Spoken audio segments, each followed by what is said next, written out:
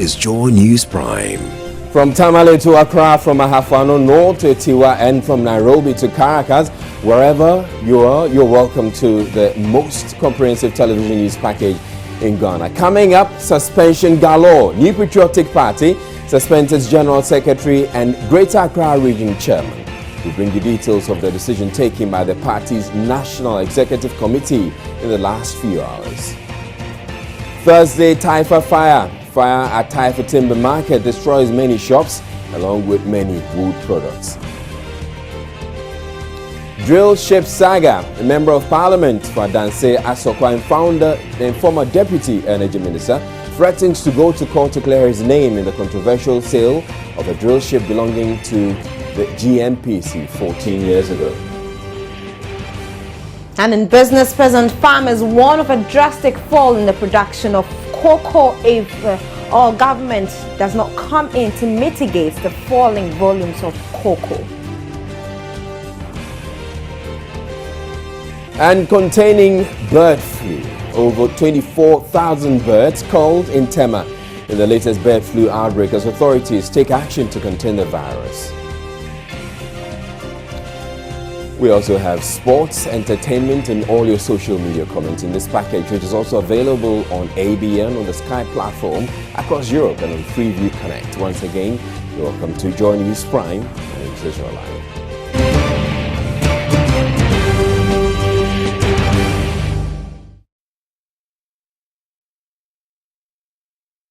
The New Patriotic Party has indefinitely suspended the General Secretary, Kwabena Agyapong, and the second Vice Chairman, Sammy Crab. The party's National Executive Committee took the decision on the recommendation of the Disciplinary Committee. It all started with a petition by some party members who accused Kwabena Agyapong and Sammy Crab of undermining party cohesion by publicly questioning the suspension of National Chairman Paul Afoko.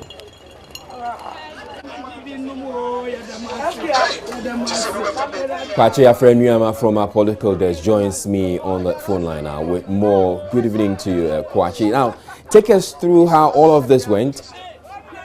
Well, first, the party's disciplinary committee presented its report to the National Executive Committee. The recommendation that they made, I beg your pardon, was that Mr. Kwabena Agyapong should be suspended for 15 months. Mr. Sammy Crab, they made a recommendation he should be suspended indefinitely. But when the report was brought before the party's National Executive Committee for deliberation, they decided, based on the issues that have been raised, the gravity of the issues that have been raised by the petitioners, and subsequently the party's disciplinary committee has found Mr. Kwabena Agyapong and Sammy Crab culpable, that instead of the 15 months, particularly for Mr. Kwabena Agyapong, it should be an indefinite suspension. I understand that Mr. Kwabena Agyapong himself pleaded at this forum. In fact, some top officials of the MPP, elders of the party, pleaded on his behalf, but they insisted that they wanted to go this way. So as it stands now, Mr. Kwabena Agyapong remains suspended indefinitely. Same for Mr. Sammy Crab, who in fact refused to appear before the committee at all. And the party's national organizer, John Bwedu, acts as the general secretary now. He remained a substantive national organizer. The party hasn't taken a decision yet on who becomes the second vice chairman to fill Mr. Sammy Crab's position. Now, does it mean that the National Executive Committee did not consider the fact that Mr. Kwabena Agyapong is said to have shown remorse at all? Hello? Does it mean that NEC, the National Executive Committee, in arriving at the decision, did not consider the fact that Mr. Kwabena Agyapong is said to have shown some remorse? That was considered. In fact, at the point, from information that I've gathered from the meeting, there were considerations that that should be reduced to 6 months. Some elders of the party were begging on his behalf, but all that did not come to the fore. I understand that some members at the National Executive meeting said that due to his actions over the past few months since he became the party's general secretary, that shouldn't be considered at all. So that was considered, but at the end of the day, it didn't go in his favor because majority thought that this decision had to be taken, whether drastic or not, irrespective of the fact that he himself shown some remorse in that regard. All right, thank you very much, Kwache Frenium, joining us from the party headquarters. We're told that there's a news conference ongoing at the party headquarters. We'll bring you the details as and when they become available. Now, the NPP MP for Sujamang, Kofi Asare, says recent suspensions of party officials are meant to instill discipline in the party. He says discipline is key to the party's electoral fortunes in 2016. Kofi Asare was speaking to Joy News shortly before the party announced its decision to suspend its General Secretary and the second National Vice Chairman. It is a question of unity and discipline, and not a question of unity without discipline. Unity without discipline means that we are not focused, we are not directing our minds to the objective. The objective is the promised land. The promised land is the relief that all Ghanaians are seeking. That if we are going to be serious about governance, then charity must begin at home. In the house, we must do what is right, and what is right may not necessarily mean that we've got it right, and that is why we have steps of reviews. So when you are in the process of review, you don't make too much agitation on the sides, because your right is being catered for. And that is why we are saying that we are not saying that we don't want unity. We want unity, but also we want discipline. The unity to come with discipline. But Honorable, I want to ask this question. It looks like the party suddenly identified the disciplinary procedures within it when the General Secretary and the National Chairman went overboard with some of their comments. It appears to me that you've been selective in the application of this rule, to the extent that we've heard some members on the minority side, make allegations that even bordered on the credibility of the former President John Kufuor. Nothing was done to such a personality. To answer your question is to suggest that I don't recognize the decision makers that our parties have mandated for us. Our constitution, our party's constitution has mandated. If the decision maker has made a decision, that is it. If you don't agree, move on. What happened in the past does not concern a decision that a decision maker mandated to make has made. And so I don't think I want to go on those uncharted waters. Now, it appears some party members have been excited over the decision by the party to suspend the General Secretary and the second National Vice Chairman. Now we're bringing you some visuals of some jubilant party supporters at the party headquarters.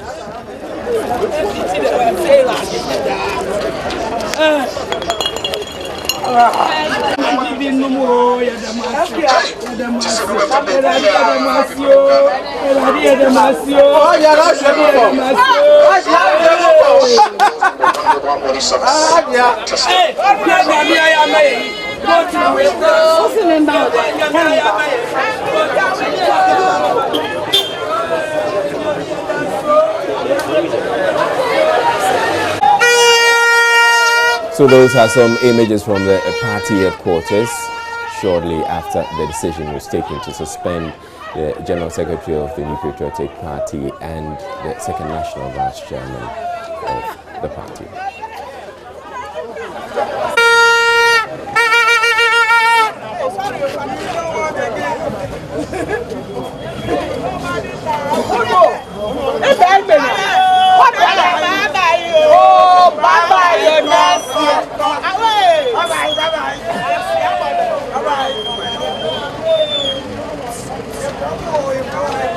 Bye-bye, next year.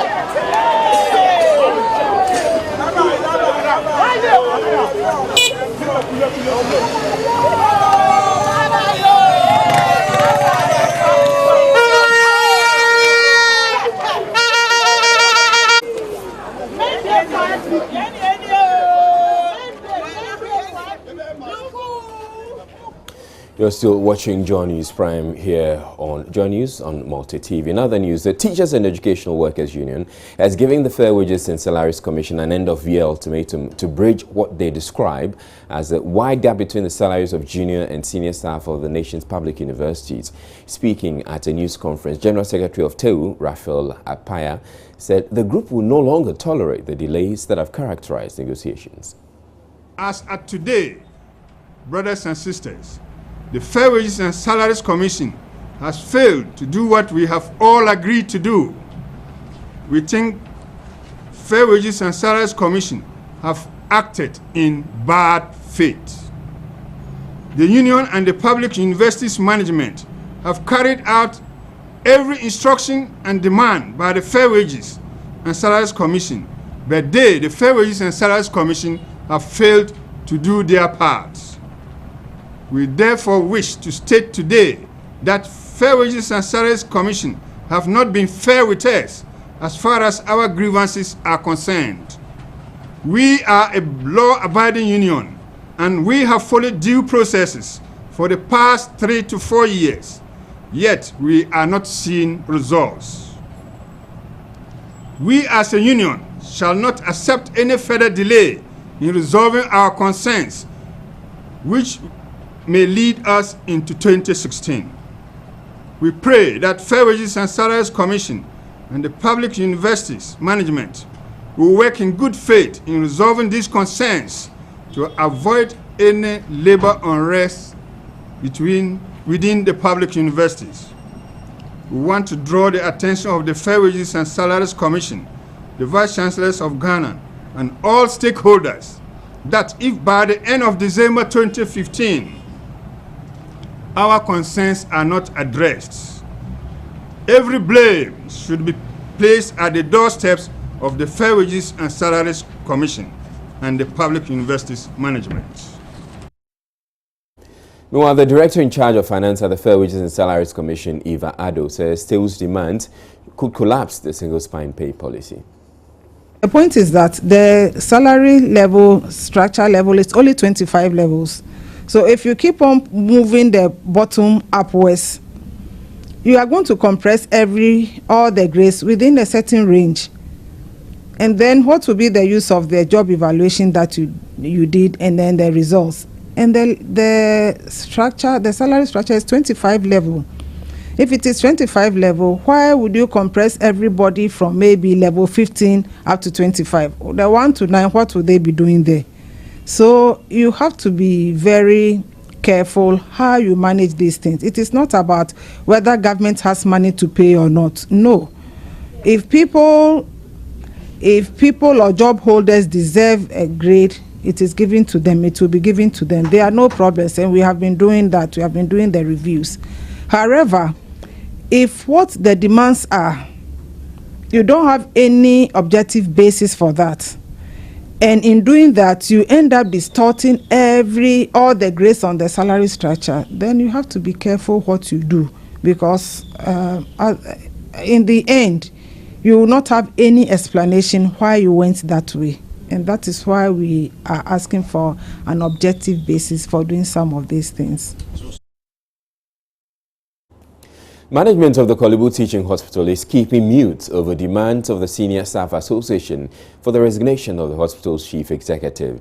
The senior staff passed the vote of no confidence in the CEO, accusing him of dissipating the hospital's financial resources. Charles Ofe Palm is president of the Korle-Bu Senior Staff Association. Things are not going well in Korle-Bu from so many points of view. Shortages all over the place. But the irony and the strategy is that we just increase charges fee for almost 300%. And you ask yourself, where is the money going to? Why are we not still be able to provide supplies? Why are we not being able to provide reagents for the lab so that people will come and access that conditions, that service, or pharmacy, or the other equipment are broken down? Things are running out of funds. And it's better we save the boats from sinking. So what you're saying is that your stores have run out of stock. So how do you operate? Oh, sometimes they don't have, you don't do, or you improvise. Some of the things I don't want to say on air because I don't want to pay the confidence of any clients or patient that comes to Korle-Bu. It's sad. If you work here and you come here and there's no medicine at 12 midnight and there's no pharmacy that's open at night, how do you survive? I mean, how many people might have died through that? I don't want to scare people. But if you come and the doctors need to do a lab and there's no reagents at 12 midnight, which private life is working? It's sad. We see what we've noticed is that we had a change. And some of the things we said in the change, they are being repeated. So the question you ask yourself is that what is going on? I think that the CEO is running the facility down and is incurring some debt that the government must pay later on. And I also know that you have passed the vote of no confidence in him. What exactly does it mean? The vote of confidence means that to send a strong signal to the city executive that it's not performing. It's a non-performer. That's the first thing. The second thing is that the senior staff association COSA is saying that resign because you cannot do the job or you are not doing the job. What happens if he does not heed to your call for him to resign? Well, I don't think it's his interest to say that because first of all, I want to state clearly that you cannot rule on people who say they don't like you. Not because we don't like him, because we don't like him, but we try to establish why we don't like him. Now, if the board has a performance review, they should go and check. We are challenging them. On what grounds do you measure even the person? Apart from that, some of the things that we see is still continuing. How many days, weeks or months are you giving the CEO to resign? We are not giving any ultimatum. We have said that we've met now, and this is what we are telling him that this is the signal we have given to him. You know, it's up to him. If he says, well, me I'll go, then we will see from there. If we had to wait to this time, I must be honest that we have taken a lot of time. Well, Ano Dame went to the Korle-Bu hospital today to try to get a response from the authorities to the demands of the Senior Staff Association. On Wednesday, the Senior Staff Association here at the Korle-Bu Teaching Hospital held a meeting, and their mission was just one. They had a vote of no confidence against the current CEO, Dr. Gilbert Buckle. They had a myriad of issues against him, including payment of some judgment debts to some persons who were wrongfully dismissed here at the hospital. They complained about depleting stock in some of the units. They also said that he's mismanaged a lot of funds here. They also talk about promises that he made to them that he has not fulfilled, including Medicare for all the staff. Flashback. This is not the first time the senior staff have complained about the CEO of this hospital. Reverend Dr. Albert Boche, as well as Mr. Edward Anna, were not in the good books of these senior staff. What has the hospital got to say about this? We have tried several times to speak to Dr. Gilbert Buckle, but has not been successful. Let's move on to the PRO, Mustafa Salifu, and find out what response he has for the Senior Staff Association. We heard about the press conference held by the Senior Staff Association. But for now, what we are saying is that we will not be commenting on the issues. If and when we decide to comment on the issues, we will invite the media to come over and then hear our side of the story. Even though you don't want to comment, did you know about the issues before the press conference yesterday? No comment, Hannah. We're taking a break on Joy News Prime. We'll be back with more.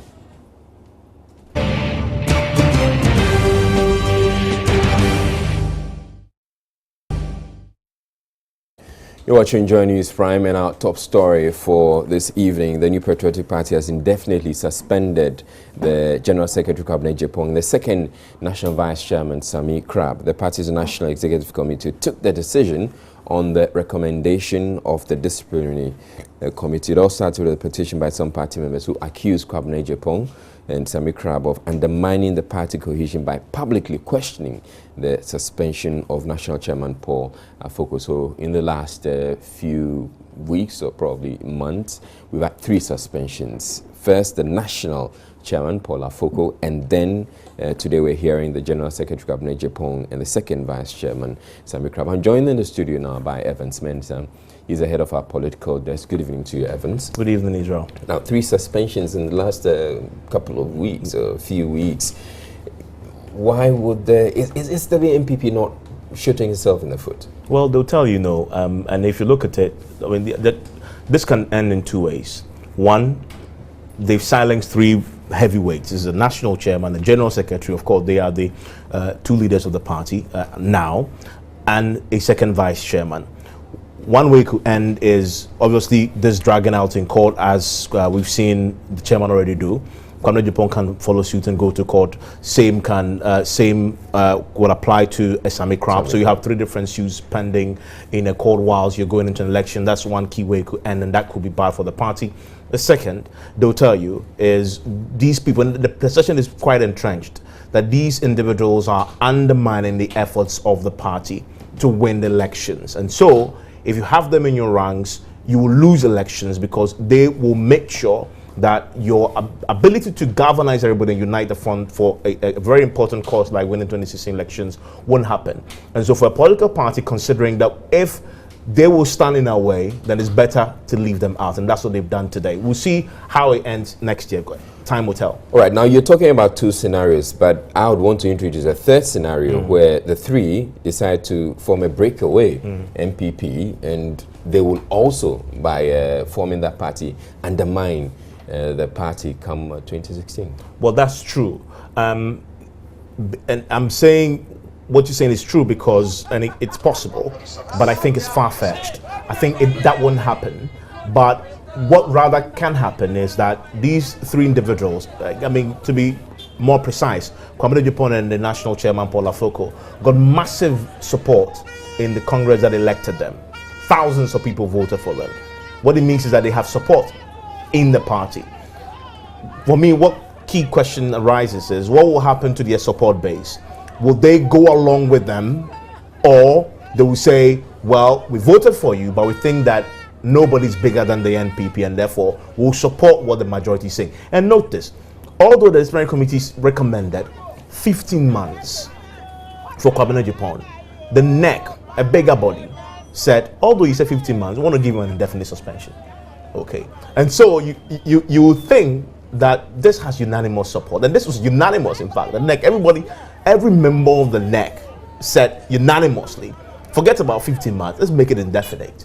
And this could go to the National Council, another big body, more than 100 people. We saw the national chairman's one go to the National Council, and not unanimously, close to 70 of the 90-something people there said we uphold the decision to suspend him. So there's huge unanimity in the decision to suspend all these 3 gentlemen. So I really doubt if that analysis that said your support base could pose a threat will apply. And no, that is, I'm told, one of the key reasons why they want to go to Sinyane on the 19th for the extraordinary Congress, to show a certain unity for the effective machinery that the party is putting in place to discipline people and wake people in line. All right, thank you very much, Evans Mensah. And this just happening today. Let's look forward to tomorrow and see, and the subsequent days to see what's likely to happen. There's some information that we just got a few minutes ago that the question is who was going to act for Kwame Japan. I'm told now that the national organizer, John Bwedu, he's now he'll be acting as the general secretary, but he's substantively still the national organizer. Right, thank you very much, Evans Mensah. Evans Mensah, as head of our political desk here, I join you. In other stories, fire has razed down shops at the Taifa Timber Market in Accra. Derek Ekosam, who was at the scene, reports that the fire service personnel had a difficult time dousing the flames because of the poor road leading to the site. The combustible nature of the sawdust made it easier for the fire to spread quickly. Residents fetched water from a nearby gutter to put out the fire, perhaps because the firemen were having a difficult time getting to the scene. Properties worth thousands of Ghana cedis have been lost to the inferno that raged for more than 2 hours. For these shop owners, not only have they lost their source of income, they have lost their homes as well. I lost everything. Even you can see my shop here. Even it can't remain even one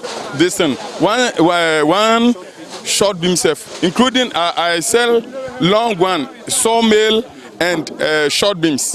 Everything is bent. It pains me, but I know that everything is in God. God has everything. I have machine shop and I'm selling wood. So it means you've also lost some properties? I lost all my properties because I have about 3 machines and there are plenty woods.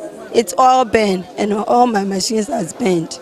I can't tell, master. I can't tell. Even my 3 machines, I have wood and everything. It's all burned. Everything has lost. It's all burned, master. It's too much. I have machine and I have shop that I'm selling the wood. And then the machine shop has burned. And then even my wood, all my wood has burned. God no. Only God. Now I can't even stand. Look at the way I am. So if the government can do something to help us, Deputy Chief Operating Officer of the Ghana National Fire Service, William J.C. Mensah, blamed the service's inability to fight the fire on the absence of fire hydrants and the lack of access routes to the area. It is not a matter of not being able to put the fire out. This is sawdust area. It is deep-seated fire. So when you see the surface like this and you think that is all to it, it is going down. So we have done our possible best. If they had called us earlier, the fire wouldn't have spread to this point. So you mean that they delayed in Yeah, calling? they delayed in calling the fire service. Okay, that notwithstanding, the lack of access is also a major issue. Yes, you could see how we have been able to meander through to get our fire engines here. Yes, we have been able to create access. We have been advising, we educate, but most of the time we educate, we leave, and then they come in again. Isn't there any close fire hydrants around that could have helped? The hydrant points that we knew, most of them have been sealed. It is difficult to tell who sealed it. Yes. So you think that and some of the hydrants too are not functional. For now, it is back to basics for these shop owners whose livelihoods have withered under their watch. They say starting life from the scratch may not be easy. For Joy News, Derek equals Sam Taifa.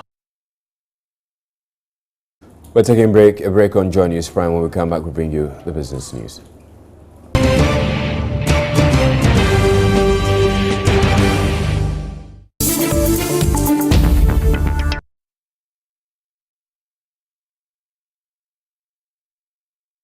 Right, good evening to you, Abigail Adumaku. Good evening.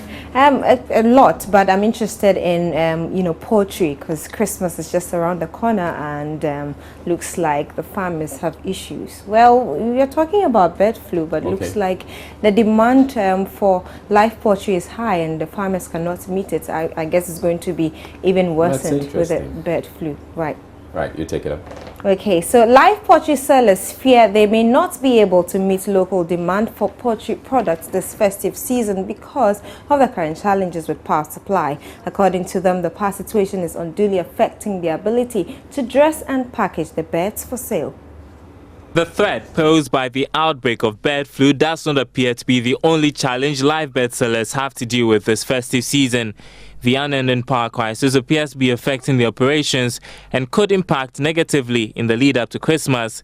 Vincent Apanga is organizer of the United Live Bird Sellers Association. It's affecting us one way or the other because, some of us are using machines and other things to dress the birds for sale. And when there is a light off, we have to use our hands, which sometimes delays or even causes a lot of us to use our hands to do that kind of job. So sometimes if the light is on, we can actually use our machines and other things to dress the birds and sell. That is what is a serious challenge to us, and we are trying and we are praying everything will come back to normal. The United Live Bird Sellers Association, which was launched today, is among others expected to promote consumption of locally produced poultry. Dr. Hannah Bisu is Deputy Agric Minister in charge of livestock. This is the most important part of the value chain when it comes to poultry, and not the poultry, birds. Because when we produce, if they don't sell them, then we will not be able to continue production. And so they do perform the very, I would say, is the oxygen at the end of the day, because they sell our birds out. So we need to collaborate and cooperate with them to make sure that the value chain ends well. The association comprises live bird sellers from major markets in the Greater Accra region.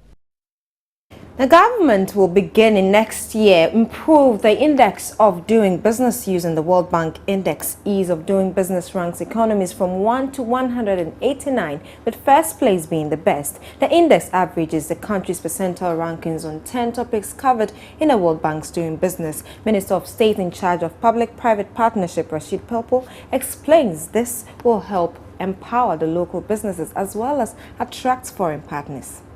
We are trying to improve our index of doing business.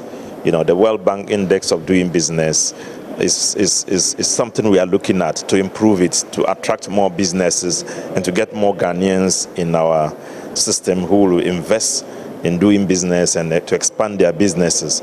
And Ghana, before His Excellency John Mahama, was scoring about 69% out of the about close to 200 countries in the world. Now we've gotten up to 63%, meaning we are improving the environment. We even want to improve it more.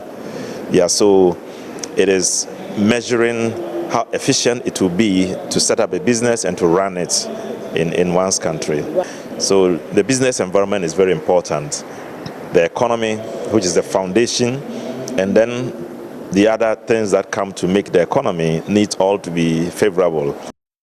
The Peasant Farmers Association of Ghana is warning annual production of cocoa may fall way below 500,000 metric tons if government does not institute appropriate measures to mitigate the falling volumes of the crop. Economist and vice presidential candidate for the New Patriotic Party, Dr. Mahmoud Bawumia, issued a similar warning last week.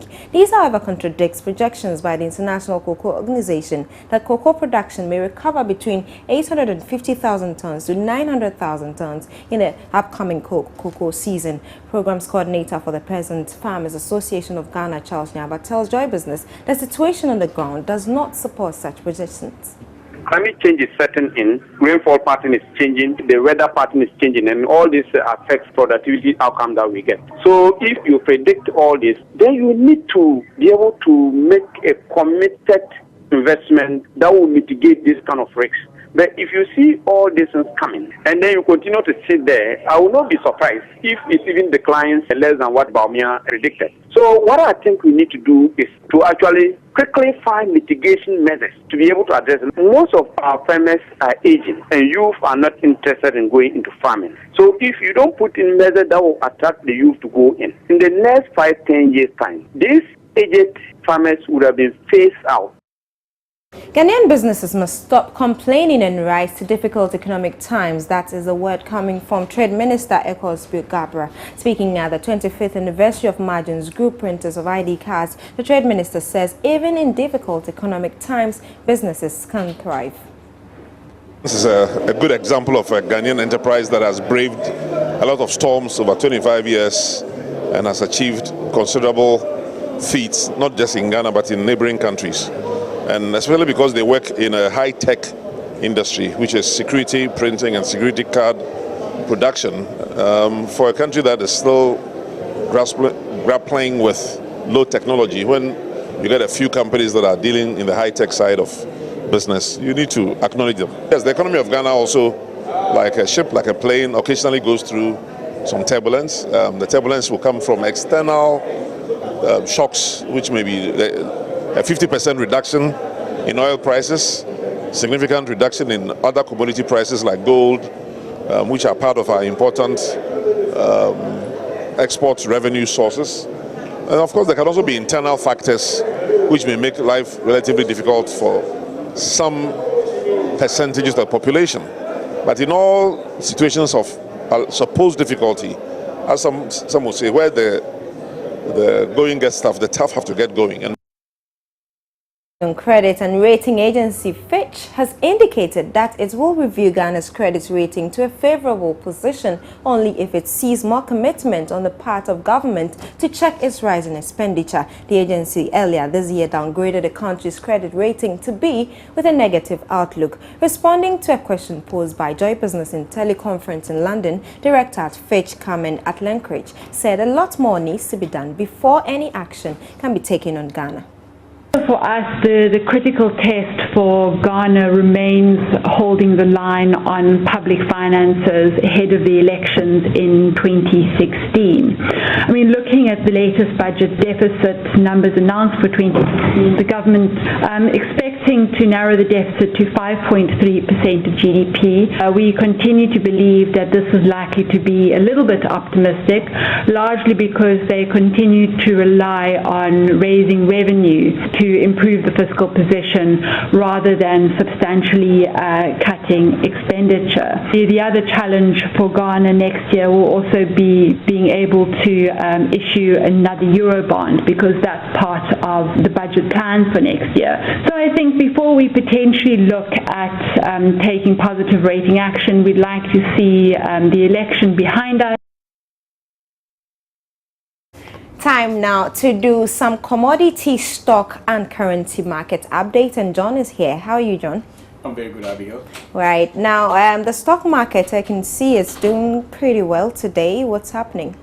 Exactly. So we're seeing a lot, better liquidity today, and also a lot of equities are returning better returns for their investors, actually. As you can see, we saw Standard Chartered Bank preference share today trading quite well there. And then we had SIC, EB, Jacoban Ghana, and then Farm Milk. But we had three shakers who actually returned some nice money for their investors. We had Carl Bank returning 1 peso to their investors. We had a Standard Chartered Bank preference share also returning 1, and SIC respectively also did that. But EB, Jacoban Ghana, and then Farm Milk, they lost some money to their investors. EBG losing about 9 pesos, and then Farm Milk losing about 2. Okay, so I think it's been quite good. Sometimes they say you win some and then you lose some as well. But there's something also happening on the commodities market. It's oil, all red. Right? Oil, as usual, going down further. Okay, but it's amazing how it's actually been going. It's going down. That's one thing going on. You know, in 1947. We had a decline to $1.47 pesos to a barrel of oil. Right. So now going forward, I think it's normal. It's normal, but it's actually happening to a lot of countries, making them suffer in terms of managing their revenue source and all that kind of thing. So it's quite difficult for some of the countries. We see gold also losing 11 cents to actually close around $1,072 per ounce. So these are some of the developments. The instability on the commodity market is amazing. It's amazing, Abigail. You can't just imagine. But there's no end in sight in this. I'm not being a prophet of doom here, but there's not going to be any end in sight here, because exactly, because if you take oil for example, Saudi Arabia is still pumping in. OPEC, as we speak today, is actually pumping about 700,000 barrels every day in excess of the global demand. Right. Which means that they're forcing prices to further go down. Okay, that is exactly what it is.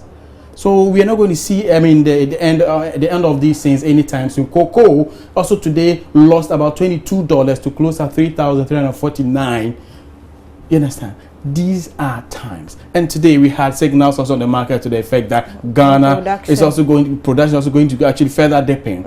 So what are we doing? Let's see how it goes. Gold is losing, cocoa is doing, oil is also losing. Right. Now on the currency market. Exactly. So currencies today, we saw the cedi do a lot better against the dollar, but lost against the British pound, the euro, and the Chinese yuan as usual. That's exactly what's actually happening here. These 2 days looks like there's been some stability with the cedi. Stability over the period with the cedi, but that's against only the dollar. Okay. But against the British pound, the euro, and then the Chinese yuan, it's not doing that much. But as you can see, the year to date. But against the dollar should be good news, right? For today, it should be good news, but we don't know what's actually going to happen tomorrow, because a lot more people are actually changing the cedi for the dollar. Let's see what happens tomorrow. Just to celebrate the Christmas festivity. So tomorrow, we hope to have some good news for our viewers out there. All right. Thank you very much, John. You're welcome, and Abigail. That will be all for business. My name is Abigail Adomako Entry. Israel Lai returns with more. Please don't go away.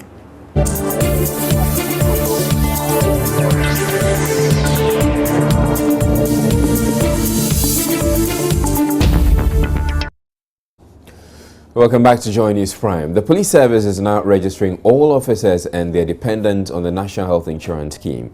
This is a departure from the previous wholesale free health care the service provided officers and their dependents. The police administration has launched a new biometric NHIS registration center to implement the measure. Medical Director at the Police Hospital, DCOP Dr. Mumensah, says the new policy will help save money. The police personnel have a condition of service, CR76, and the police personnel, their dependents, are supposed to have free service. So you can imagine 40,000 with their dependents having free service. Free service means OPD work, ward work, surgery, everything, rehabilitation, everything.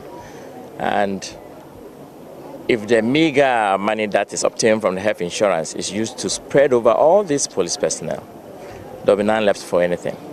And that's exactly what is happening. Now, if every police personnel now goes on the health insurance, registered, and as the IG said, they will register, will give them back their money, then they are all going to move on to the health insurance. And we're going to get the monies back for the service we render them. And I believe that the revenue may triple. And we're not going to give free service to them again. In fact, it's going to be countrywide. And every police officer is supposed to do that, from the north down to south.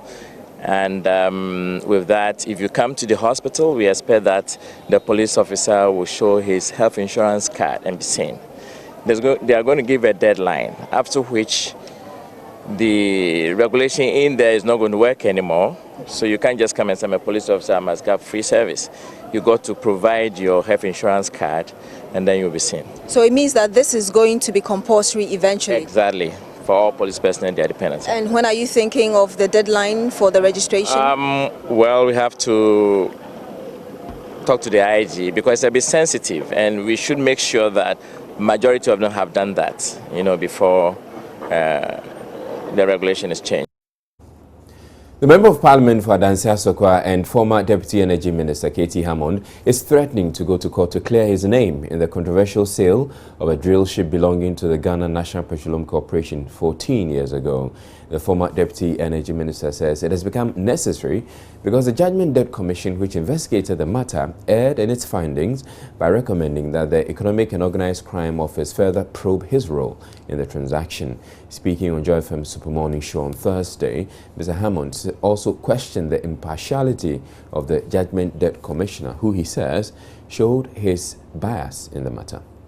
The white paper does not make any suggestion, does not raise any queries with respect to me or with the sale. To that extent, the commissioner does accept that due process was followed, even though, again, he slips by suggesting that document I gave him, the document which I said contains the bank statement, he said by that there is an indication that that whole process was shrouded in secrecy, when all the documents that I've given you were handed over to him. That leads us to this very serious statement made by Mr. Chikata yesterday, that the drill ship itself was sold without contractual documents. There was no sale and purchase documents. And indeed... Well, what he said was, yes, you should produce them. No, he said that it was not. He said I should. He said emphatically, I've listened to it. I mean, yesterday when I was invited, I said I got to listen to exactly what he said. He went on to say that it was sold by word of mouth. Now, with respect, this is absolute nonsense. Because you look at this document. This is the sale and purchase agreement, signed by GMPC and signed by those involved with it. And this document is in the public domain because this was given to Mr. Justice Apo. The whole world is aware of this document. I mean, how preposterous is it for Mr. Chikata to suggest that the whole ship, the whole dray ship was sold by word of mouth? How could he? That's an insult to my integrity. Every child knows that even pepper and yam and those things are sold by just word of mouth. When you go to Tamale and you want a sack full of what to call yam or whatever, you have to write some documentation to it. So this is not right, and I take exception, serious exception to it.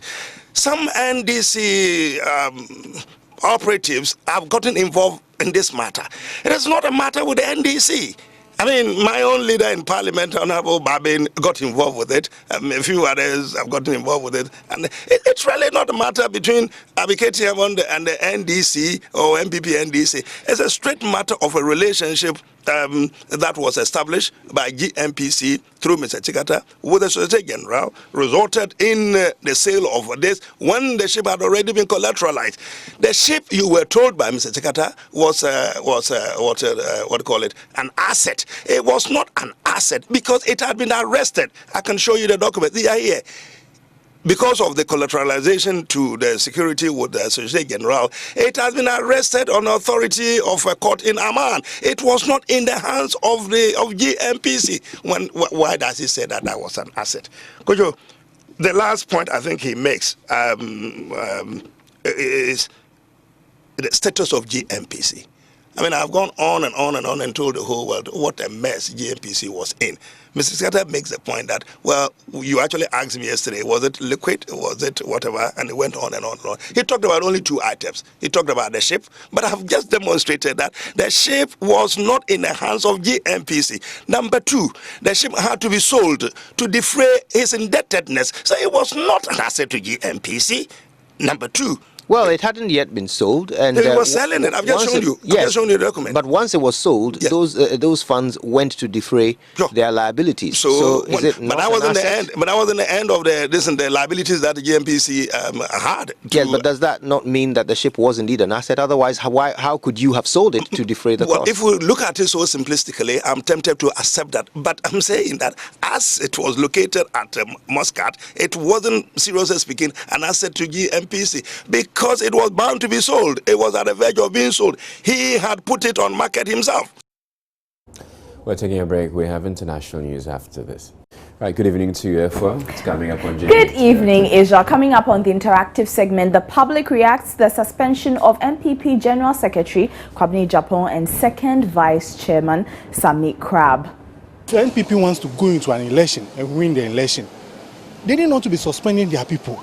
Doesn't mean if anybody talks, that person needs to be suspended. Swansea City is eyeing Ghana Black Stars coach Avram Grant for position of manager, and you might just want to be a bit more concerned about your height when it comes to matters of the heart. I have the details in just over half an hour. Please join me with your comments on Facebook, Twitter, and on WhatsApp then. Israel. All right, thank you very much, Efwa. I'm sure you're up to one of those researches, you guys. Of course. Okay, so we'll have that and more coming up in the second hour of the bulletin. Please stay tuned.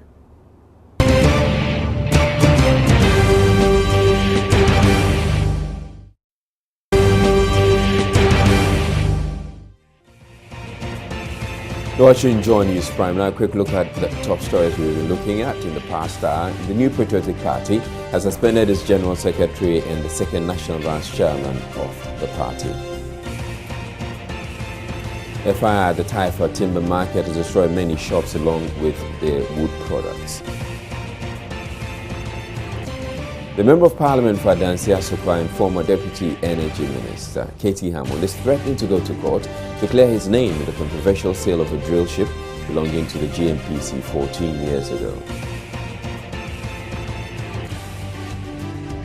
Peasant farmers are warning of a drastic fall in the production of cocoa unless government takes steps to mitigate the falling volumes.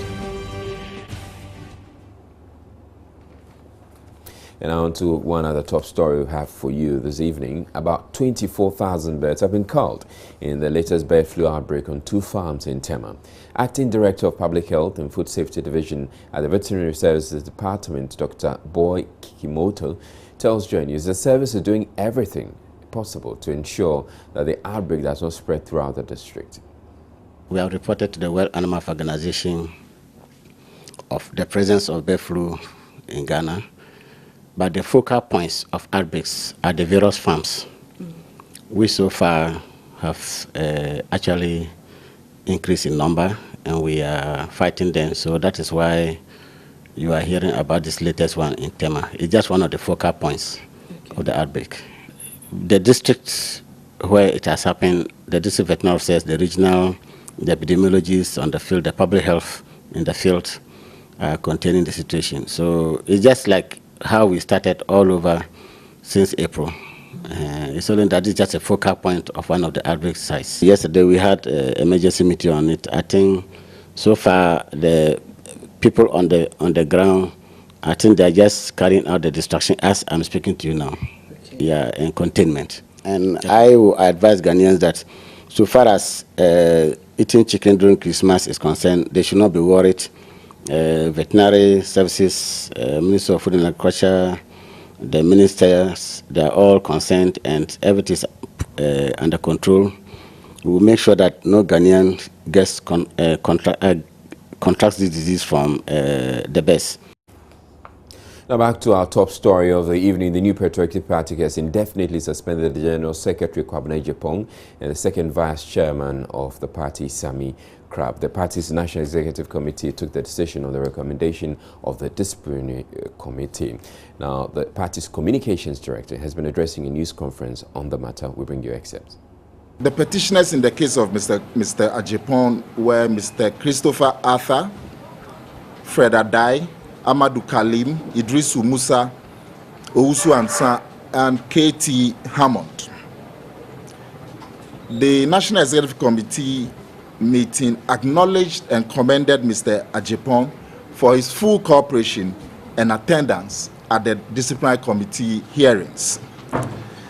At the end of the deliberations, the National Executive Committee decided by unanimous decision of all members present to suspend Mr. Kwabena Agyepong indefinitely from the position of NPP General Secretary. The gravamen of the petitions against Mr. Agyepong included violation of Article 3D of the NPP Constitution, which enjoins members to publicly uphold the decisions of the party. He did this through various acts, including his disregard for the NEC decision on 23rd October 2015, suspending Mr. Paul Afoko. Second, various public statements he made that cast the party in bad light. He also engaged in unilateral actions and activities without consultation or authorization of the NEC, such as writing to the Electoral Commission designating only himself and suspended Chairman Afoko as the only authorized signatures of the NPP, granting waivers to parliamentary aspirants without proper authority, non-reference of legal matters to the proper legal committee of the party, his interference with constituency primaries against, in some instances, decisions of the National Appeals Committee and also court decisions, making misrepresentation and misleading, in some instances, of NEC on the status of some constituency primaries. Also, he, in conjunction with suspended Chairman Paul Afoko and Sami Crab, launched party cards, party membership cards, and financial campaigns without authorization from the NEC. The meeting also considered the report of the Disciplinary Committee on petitions received against Mr. Sami Crab, the second National Vice Chairman. The meeting, by unanimous decision, upheld the recommendation of the Disciplinary Committee to suspend Mr. Sami Crab indefinitely from the position of NPP's second National Vice Chairman. The petitioners against Mr. Crab were Mr. Boy Laye and Madam Gladys Mandede, both former Greater Accra regional executives of the party. The gravamen of the petition against Mr. Sami Crab involved his violation of Article 3D of the NPP Constitution on the duties of a member. Mr. Sami Crab, on several occasions, publicly went against the NEC decision on 23rd October 2015, suspending Mr. Paul Afoko. He also, in conjunction with Mr. Afoko and Kwabena Agyepong, launched party membership cards and fundraising activities without authorization from NEC. It is often said that development is a shared responsibility. Some communities actually live the cliché and take matters into their own hands to improve their lives. One such is Jafuakwa in the Lower West Achim municipality of the Eastern region. In this community, leaders say they have done as much as they can, and it's now time for government to fulfill its part of the social contract. Amakujo has more. In the eastern region, where illegal mining activities have destroyed forest cover and water bodies, it's hard to imagine the presence of an ecotourist destination. Right in the heart of the sleepy, unassuming community of Jafuakwa is a mini park christened the Dwafuako Waterfall.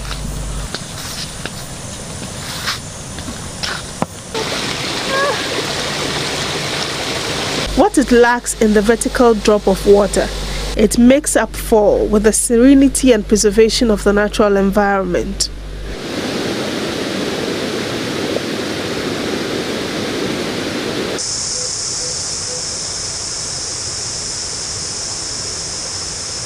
However, the facility is practically deserted. The last time there was any activity was 6 months ago on the May Day holiday.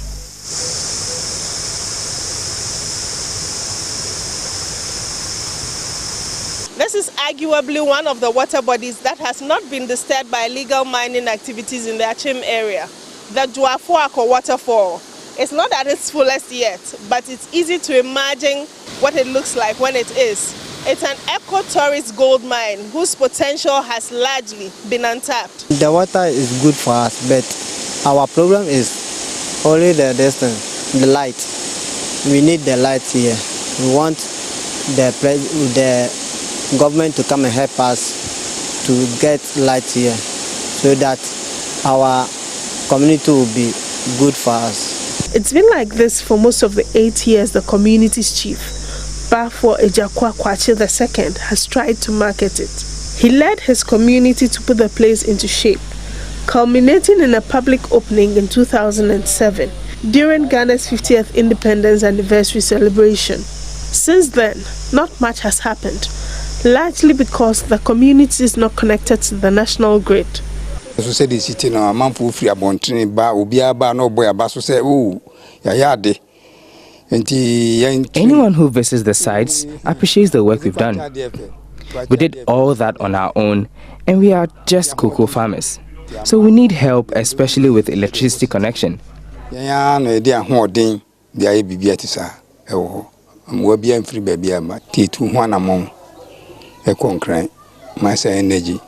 contacted the ministry years ago, and they asked us to produce a layout of the community, which we did.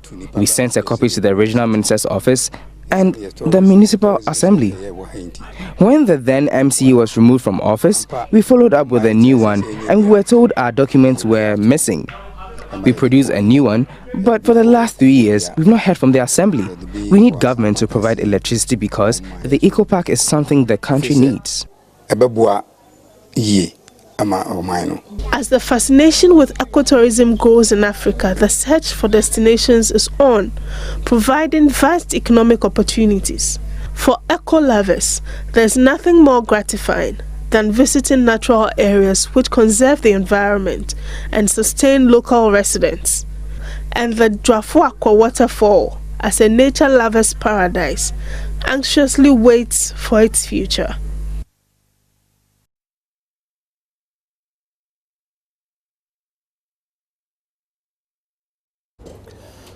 We're taking a break now. We'll bring you entertainment next.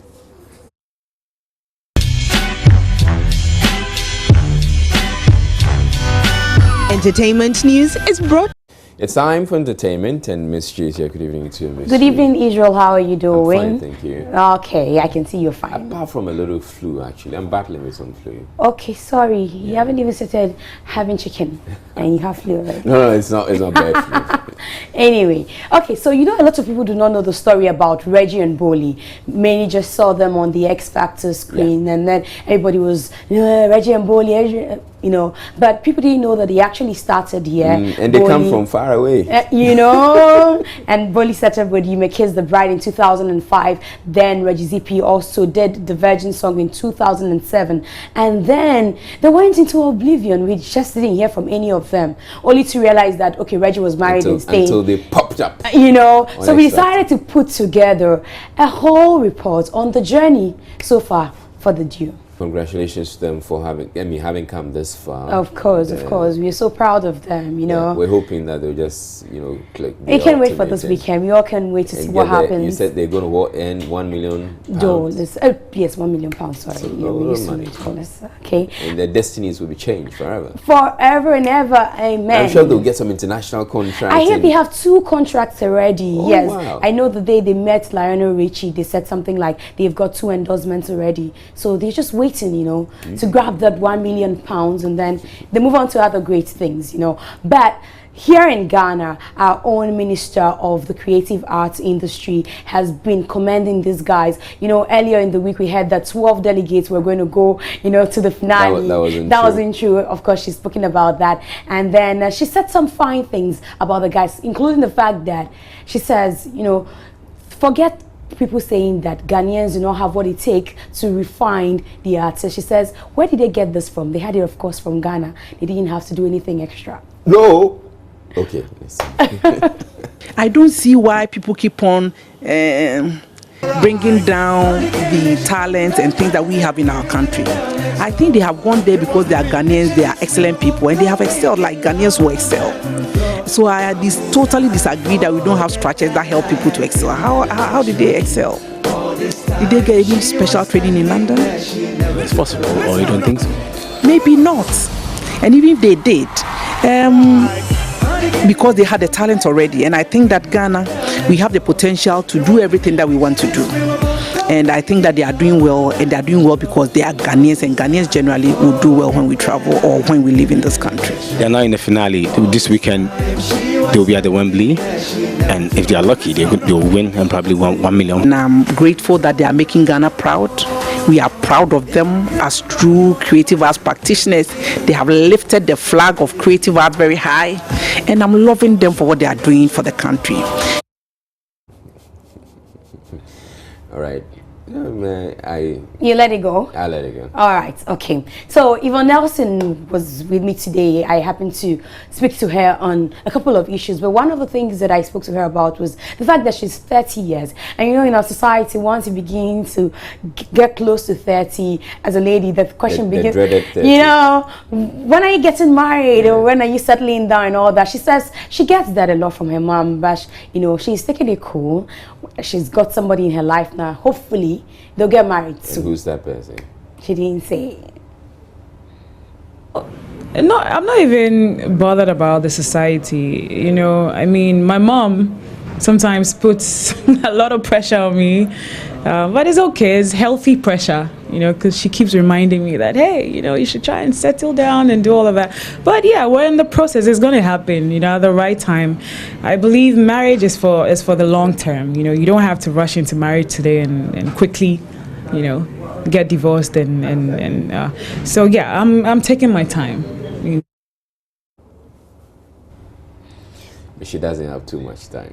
You know? Well, that's what you think, you know, but I think she does have time. She has time to put herself together. But, you know, she's premiering her movie, If Tomorrow Never Come. It features Becca, you know, tomorrow evening at the Accra Mall. All right. Let's talk about Oju Elegba. You know that song? Yeah, that song. Okay. You know my story. It's a nice track. Yeah, you know, you got a lot of people, even Sarkodie had to do his own, you know, cover of that song. So it tells you how big the song is. Drake, Spector, and then Sarkodie, all of them. All right, thank you very much, Ms. G, for bringing us entertainment. Thank you, Israel. All right, so we have sports. Gary Al Smith will be joining us with sports in a bit.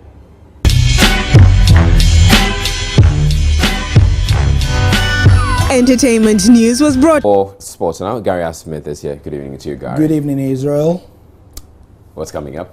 Yes, trending all over the world, the news that Ghana's coach may be wanted by Swansea in the Barclays Premier League. Is it for real, or just it's a link? It's a concrete link. You know, they've sacked their coach Gary Monk. Yeah. So they want a replacement, and he's one of the names they are looking at. And we are looking at the pros and cons and all that. Well, yeah, that's curious. I mean, under what circumstances can he leave the job? Well, yeah, I mean, if he wants to leave, then contractually he's here till 2017, so he would have to pay the Ghana Football Association something, but he can't leave if he wants to. But he'll pay us something? Yes, he's going to pay. How much? Like $1 million? Oh, I'm not privy to the terms of the contract. So that's it, the major story today. Right. We do some Europa League and all. Okay, sure. Okay, so thank you for joining us on Sports here on Joy Prime. The trending story in the last couple of hours around the world and here. Let's take a look at some of the slides from around the world. This is from The Independent. Says Avram Grant to Swansea, former Chelsea boss wanted by Swans according to reports. Let's go to the next one then. This one is from The Sun. It says Avram Grant, the third boss to distance himself from the Swansea job. And then this is from Sports Mole, a bit large the picture, but Swansea City interested in getting Avram Grant there as well. So that's the way it is. Let's go to my Joy Online now to see the way it's looking. This is from Sports Mole. Maybe we could go, yes, to my Joy Online. This is how we put it. Swansea City interested in Avram Grant as next manager. So the bookies are having the discussion, Israel. Okay. Yes, and it's trending all around the world. But whether he will go or not, we'll get updates from what his manager has been saying. But I'm also hearing, I mean, that sometimes the bookies want to throw this thing in just to, you know, jump up the price and all that. Yeah. Yeah, so maybe, I mean, it's maybe, they are even saying David Moyes may be one of the people who may get the job. Others are mentioning Brendan Rodgers as well. All right. Yeah, so that's the story. And we hit the streets of Accra to see what people think about Avram Grant. You know, he's been in the job just over a year. 1st December was 1 year since he started working as boss of the Black Stars. What do people think on the streets? We shouldn't allow Avram Grant to go because Avram Grant is a good coach. He was Black Star, you know, he has never coached Black Star before.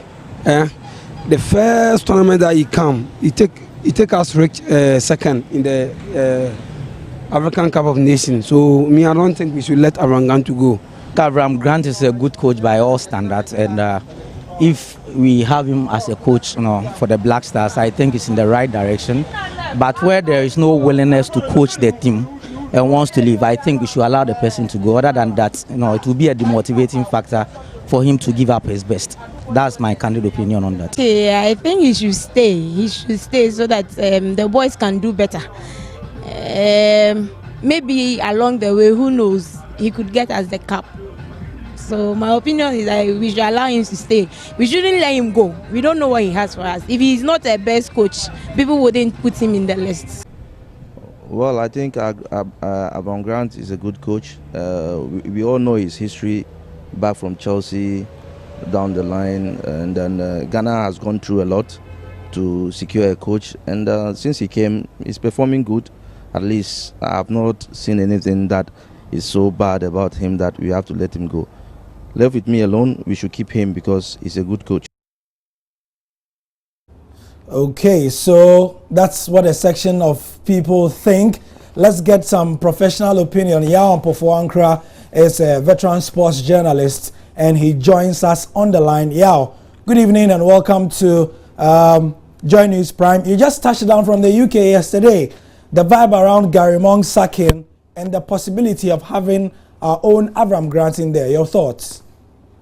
Yeah, I mean, it's unfortunate. It's shocking. I think Monk has done a tremendous job. He's a young coach. I think he should have been given more time. But hey, that's football. It's quite unforgiving, as it were. And Avram Grant's name has come right at the top. His agent, Saif Ruby, has come out officially to say that anything can change in football, which is unusual. I was expecting him to say that Avram Grant is not available. He's a Black Stars coach, and that is it. But for him to say anything is possible in football, but Avram Grant is on leave at the moment, indicates that perhaps if this offer or this interest is made official, Avram Grant could leave the Black Stars. He could leave Ghana.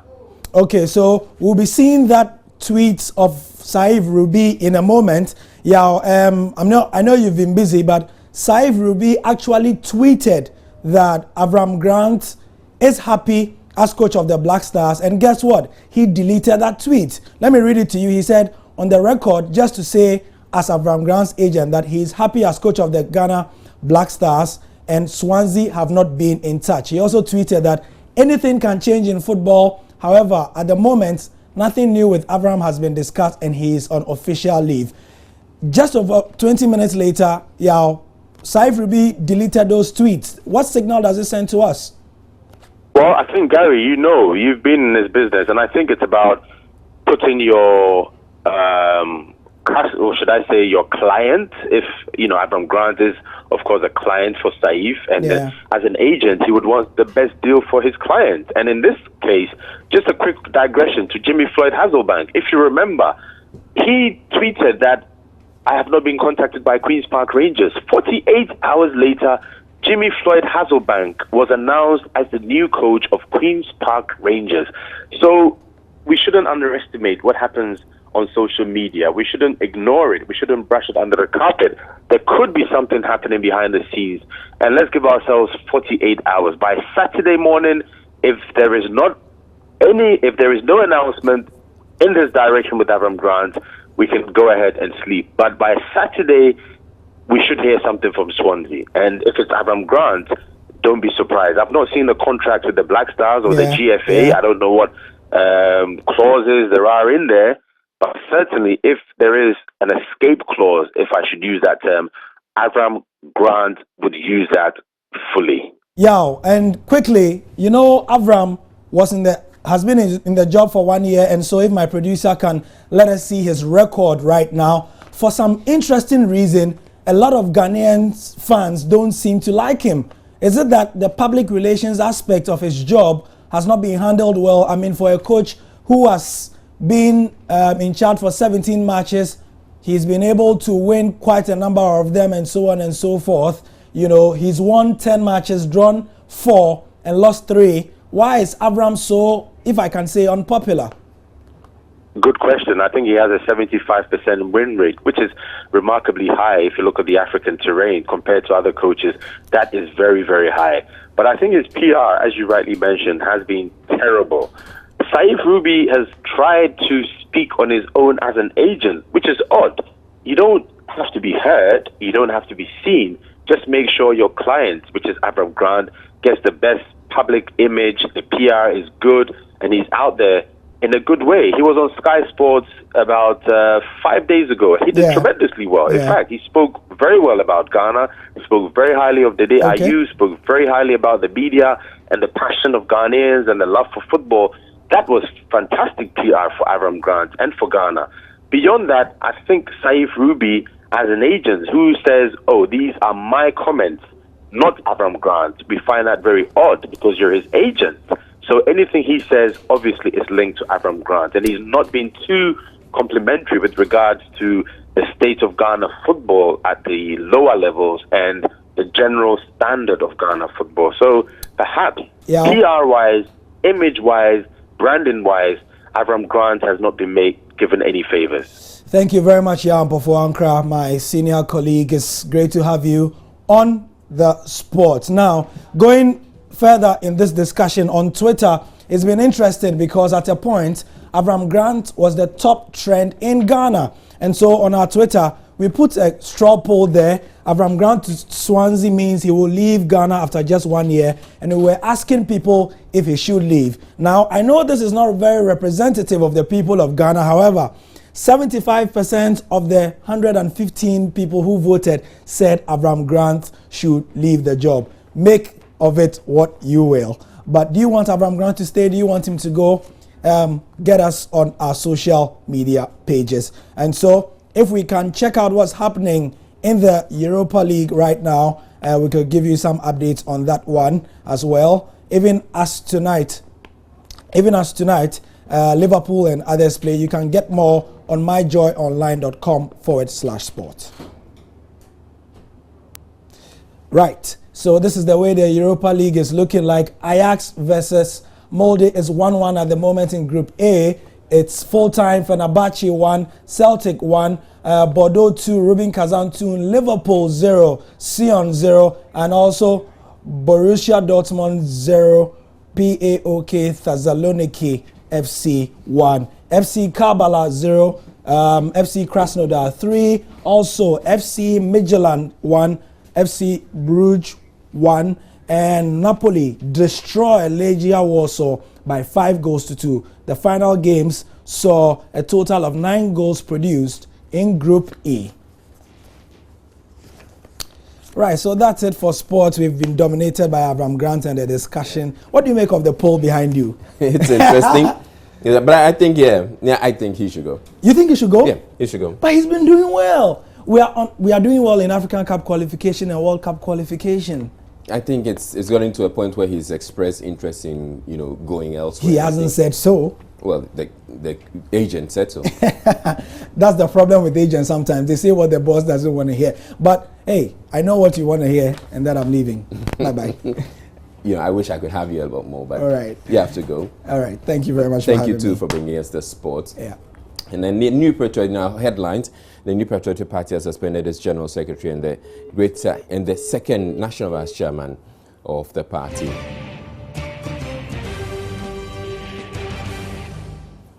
A fire at the timber market Taifa Timber Market has destroyed many shops along with its goods. The Member of Parliament for Adansi Asokwa and former Deputy Energy Minister is threatening to go to court to clear his name in the controversial sale of a drill ship belonging to the GNPC about 14 years ago. Peasant farmers are warning of a drastic fall in the production of cocoa if government fails to mitigate the falling volumes.